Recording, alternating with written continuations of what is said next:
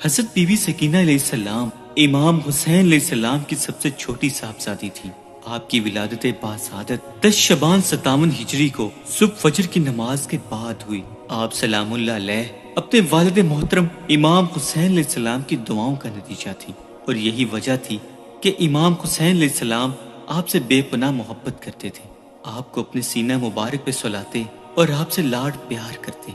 آپ بچپن سے ہی شریعت محمدی کی پابند تھیں اور اپنا سر اور چہرہ ہمیشہ ڈھانپ کے رکھتی تاکہ کسی غیر محرم کی نظر آپ کی طرف نہ اٹھے۔ آپ کے چچا عباس حضرت عباس علمدار آپ سے بے پناہ محبت کرتے تھے، اپنی اولاد سے بھی زیادہ وہ آپ سے لاڈ پیار کرتے۔ یوم عاشور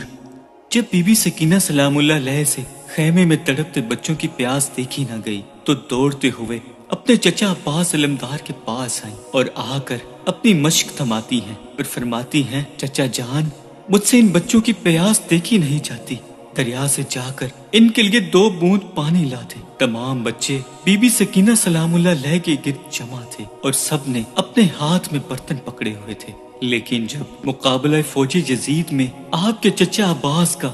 خون میں ڈوبا ہوا علم آیا، پھر کسی نے پیاس کی شکایت نہ کی۔ 11 محرم الحرام کو جب اسیران کربلا کو فوجی یزید دربار یزید میں لے کر آئی تو جناب سکینہ کو اونٹ کی ننگی پیٹھ پہ باندھ دیا گیا۔ اونٹ جیسے جیسے چلتا تھا اس کی پیٹھ سے آپ سلام اللہ علیہ کا سینہ مبارک چلتا تھا۔ تاریخ میں لکھا،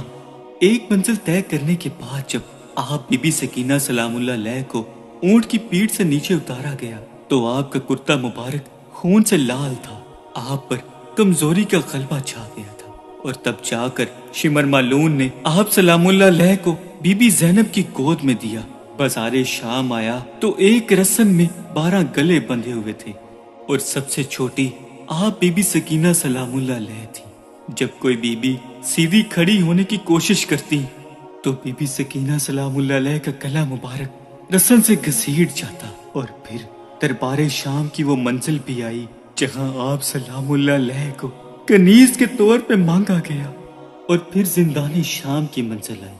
جہاں کھپ اندھیرا تھا۔ تاریخ نے لکھا کہ آپ بی بی سکینہ سلام اللہ علیہ اپنے بابا امام حسین علیہ السلام کو یاد کر کے بہت رویا کرتی تھی۔ جب یزیدی مالونوں سے آپ کا رونا برداشت نہ ہوا تو ان مالونوں نے آپ بی بی سکینہ کو 7ویں زندان میں جا کر قید کر دیا جہاں آپ تنہا قید تھی۔ بی بی سکینہ سلام اللہ علیہ اپنے بابا امام حسین علیہ السلام کا نام مبارک زمین پہ لکھ کے چوما کرتی تھی اور رویا کرتی۔ ایک دن بی بی سکینہ کو اپنے بابا کو یاد کرتے ہوئے روتے نیند آ گئی تو خواب میں اپنے بابا امام حسین علیہ السلام کو دیکھا اور اپنے قریب پا کر کہ جیسے آپ کے بابا آپ کے پاس ہیں، بے قرار ہو کر نیند سے بیدار ہو گئی،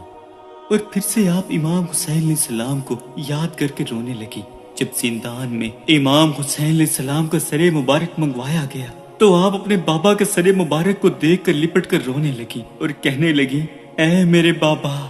اب مجھے کوئی سکینہ نہیں کہتا بابا، قیدی کہتا ہے کوئی تو کوئی یتیم بابا۔